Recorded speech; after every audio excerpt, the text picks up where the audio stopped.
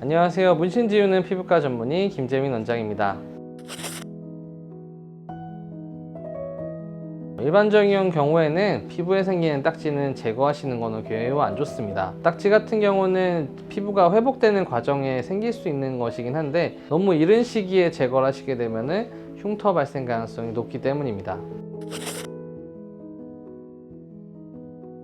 생성된 딱지가 초반에는 안쪽에 있는 상피가 피부가 회복이 좀 덜 되었을 가능성이 높습니다. 우리가 이제 무릎이 까지고 나서도 딱지를 뜯게 되면 안쪽에 상처가 그대로 남아있는 경우가 있는데요. 이렇게 딱지가 상처가 안에가 확실하게 아물지 않았는데도 딱지를 떼게 된다고 하면은 흉이 더 많이 발생을 할 수가 있고, 그 다음에 염증 기간이 지속이 될 수가 있기 때문에 붉은 자국이라든지 색소 집착 같은 문제가 더 발생하기도 합니다. 그리고 사실은 이제 치료를 할 때 피부과적으로는 딱지를 만드는 것이 꼭 좋은 방법은 아닙니다. 딱지가 생기기 전에 잘 조치를 해서 딱지가 최소화될 수 있게 하는 것이 저희가 하는 일이라고 보시면 될 것 같습니다. 그럼에도 불구하고 딱지가 생겼다고 하면은 이렇게 좀 관리를 잘하는 것이 중요하겠는데요. 일반적으로 딱지 같은 경우는 이제 여러 가지 물질들이 이제 섞이면서 단단하게 뭉쳐진 형태라고 보시면 됩니다. 이것도 이제 스무스하게 잘 떨어질 수 있게 하는 게 중요한데, 이러한 것들은 좀 이제 피부 표면을 잘 보습해 주는 게 굉장히 중요할 것 같습니다. 항생제 연고를 사용한다든지 아니면은 보습제들을 좀 충분히 사용을 해서 이렇게 단단하게 굳은 딱지를 흐물흐물하게 떨어질 수 있게 잘 보습을 해주시고요. 안쪽이 피부가 회복이 되면은 이것들이 이제 스무스하게 떨어질 수 있게 해주신다고 하면은 최대한 흉터 없이 좋아질 수 있습니다.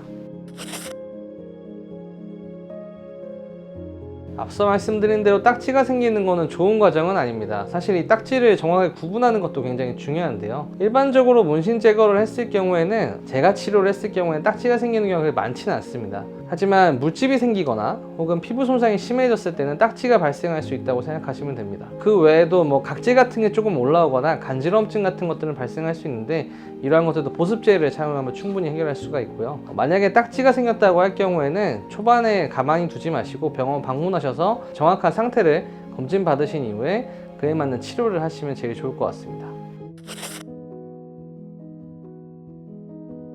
일단은 딱지를 안 만들게 하는 게 가장 중요하다고 생각하고요. 만약에 딱지가 생길 만한 물집이나 좀 피부 손상이 발생했을 경우에는 초기에 경구약을 좀 드신다든지 아니면 바르는 약을 충분히 사용을 해서 딱지가 많이 생기지 않도록 안내를 하는 것 같습니다. 그 이후에 이제 딱지가 생겼을 경우에는 드레싱이나 짧은 간격으로 관찰을 하면서 최대한 스무스하게 떨어질 수 있게 교육하는 편입니다. 지금까지 문신 제거 후에 딱지 발생하는 거에 대해서 이야기를 해봤는데요. 일반적인 경우라면 딱지가 발생하는 것은 썩 좋은 상태는 아닙니다. 딱지가 발생했을 경우에는 색소 침착이라든지 아니면 비후성 흉터 같은 흉터가 발생할 가능성이 높기 때문에 정말 잘 관리해 주셔야 되고요. 특히나 이 딱지를 뜯는 행동 같은 거는 최대한 삼가해 주시는 게 좋습니다. 최대한 스빈하게 유지를 해서 딱지가 스무스하게 떨어질 수 있게 해주시면 좋을 것 같습니다. 지금까지 문신 지우는 피부과 전문의 김재민 원장이었습니다. 감사합니다.